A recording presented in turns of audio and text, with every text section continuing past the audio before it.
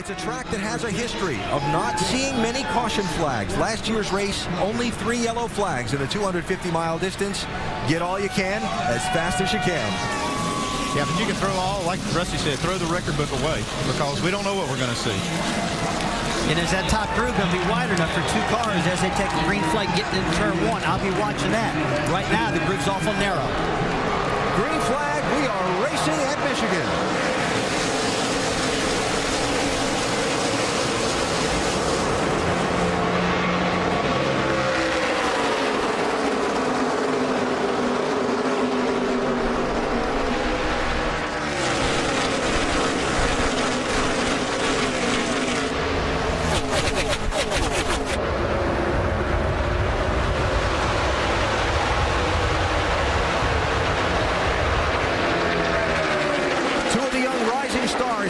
In the top 2 spots, California's trouble, Danica Patrick, and another car around behind her, Brad Sweet.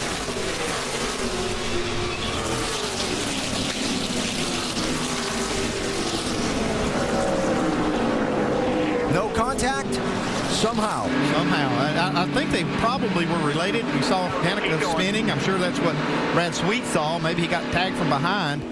If not, it was surely coincidental that both of them spun at the same time. Yeah, I'm pretty confident Danica got loose. Just a classic spin. They're a little false security about how much grip her car really had, and then Brad's got to react to it. Well, one thing they haven't done is go down in that corner full throttle in a wad like they were with all those cars around each other. That takes a lot of air off the sides of the cars, and they don't make near the downforce. They're not going to drive the same in racing conditions as they did in practice. Patrick in the 7 car was running 5th. Actually, he's got that right rear tire just outside the groove, or at least at the top of the groove. Yeah, Andy, that's key what you just said. The right rear tire is right up in the gray, I call it, where the groove is still narrow, like I talked about earlier. That it looks like Brad Sweet just had him make a reaction to slow up, and he's the one that got loose. And you see the 30 car, James Booster, getting loose in front of Danica also.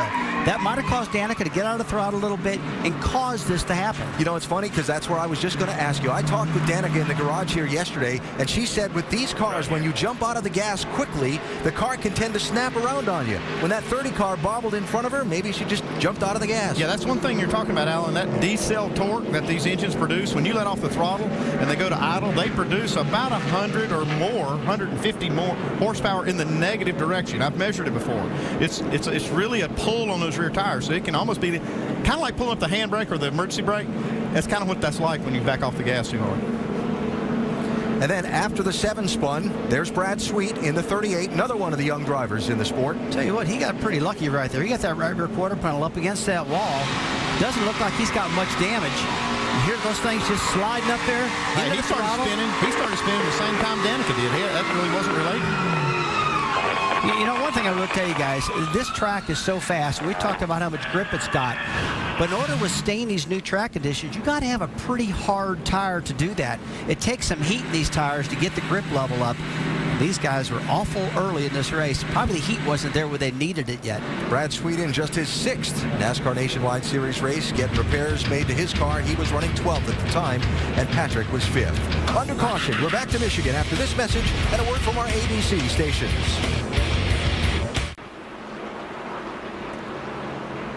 Might not be all they found. Yep, there's a blister. Wow. That will make a vibration too. That's what I was saying before. When you have tire issues and you have a blistering like this, that's a big piece of rubber that comes off that tire, and it will become way out of balance, and you'll feel that. And it's something they couldn't see in practice, but here we're exactly heading the race. Dillon got the free pass on this caution. He's back on the lead lap, and we're back under green. 3 wide for the top spot. James Busher down the bottom. Elliott Sadler in the middle. Paul Menard up top. Alan, while they're racing out there on the track right now, Ricky Stenhouse is still in the pit area with the hood open, messing with the front end of his car. No engine problems or nothing. They're working with the chassis end of it. How about James Busher taking that lead? Now he's just lost it to Paul Menard. But this is the kind of race I said we never. Oh, trouble! Brad Sweet around again. Like he made slight contact. Wow. He slid down through the middle of that pack, and somehow nobody hit him. I cannot believe that. There was 10 or 12 cars that had to make an evasive action there. Looks like he just caught the right rear corner on the wall. I tell you, we saw this weeks ago with Travis Pastrana when Travis just kept losing the car and spinning out. He was so Did not see upset. any damage on the left rear. Same problem with Brad Sweet now. It is these multiple spins. Now look there. You see the 22 get real loose, and then nowhere to go. He just got in the back of Brad Keselowski out of the groove then without having the grip that he needed. We got to give him a break on that one. Yeah, look at this right here. Whoa, how he slid down through there. Nobody got him. Some good driving somewhere. And good spot. Somebody. Good spotting up on the roof, too. Now, you saw with the 22 car, Keselowski was underneath the yellow car, Logano, it looked like, and just got arrow loose. That rear end just kicked out. Everybody started checking up, and I speculated that Brad just lost it by himself, but he didn't. Wow. He had to check up to save himself, and that's what caused the spin. Let's take a look at this again. It's actually Brian Scott alongside Keselowski. Brad just gets loose right there. That's to chase it. Yes. Right there is Brad Sweet. I'll tell you, there's still some grip up there. Even though the track you see is gray, if it didn't have as much grip as it did, he would have really slammed that wall. Brad Sweet running 8th at the time. Remember, he did not take tires on that last set of pit stops. He was one of the fuel-only guys we saw. Yeah, but I'm not sure that had anything to do with tires. Just that the base of action that he made, and he found himself completely out of the groove. But they're building all these engines in-house for these cars, and they always have been. I tell you, they're making some good horsepower compared to the rest of the teams out there, compared to the Chevys, compared to the Dodges, and the Fords. And I really thought the Toyotas were down. I don't think that any longer. For the race lead, Paul Menard is stalking Joey Logano. Logano, the hottest driver of this season in the Nationwide Series in that 18, a 4-time winner, including the last race at Dover. Paul Menard runs so well. He ran so well in the Texas race back in April. Had a shot at winning. It slipped away. He's been out in front more than any other driver all afternoon. Lost some ground on a pit stop.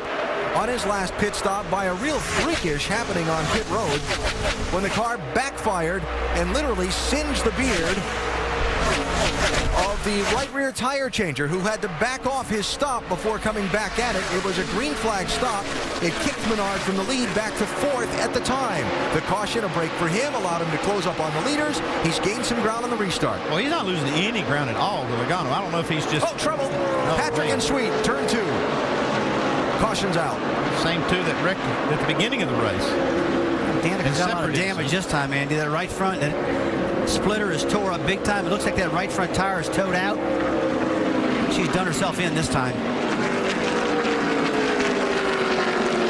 Yeah, didn't get away with it on this one. This is her third time. What do they call it? Third time's a charm? Yeah. This one got her.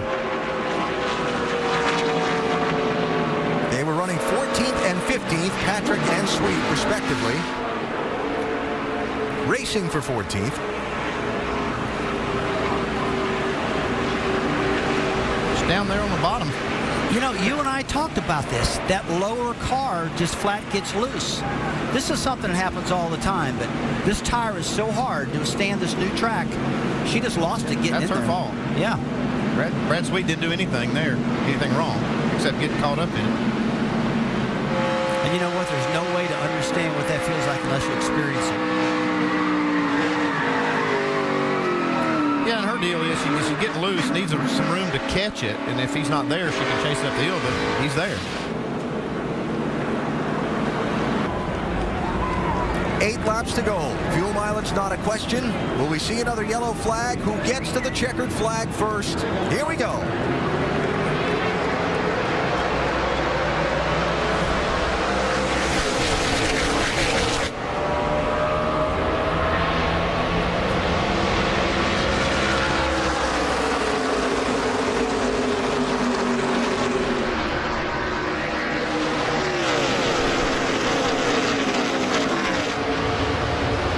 Almost a replay of the last restart when Elliott Sadler got sandwiched. And I think it was Kurt Busch that did that, made it 3 wide, and you can see how it just kills momentum for Paul Menard. He gets passed by 4 or 5 cars. He just really fell backwards right there. Okay, what is it? What causes this? Is it the gear ratio? Close trouble in the wall. Josh Richards, 39. Jamie Dick, 23.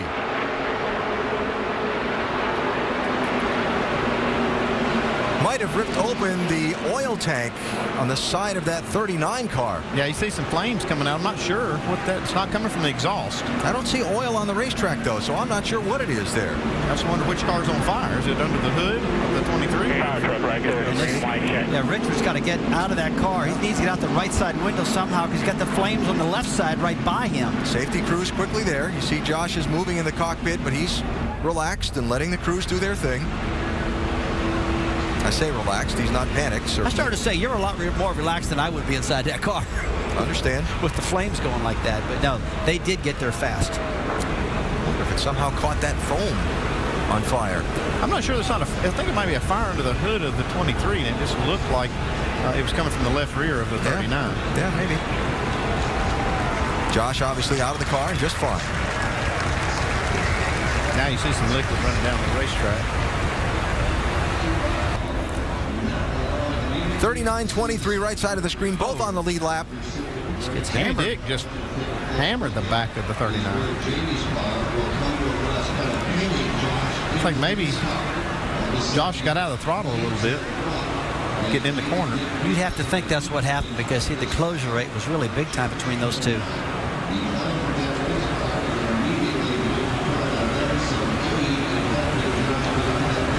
Generally, when you catch somebody that quick, Andy, like Jamie Dick did to the 39 car, that's what it was. He just got loose, had to get out of the throttle, and actually caused that problem. Josh Richards just probably wasn't handling well. And that fire, you were right, buddy, under the hood.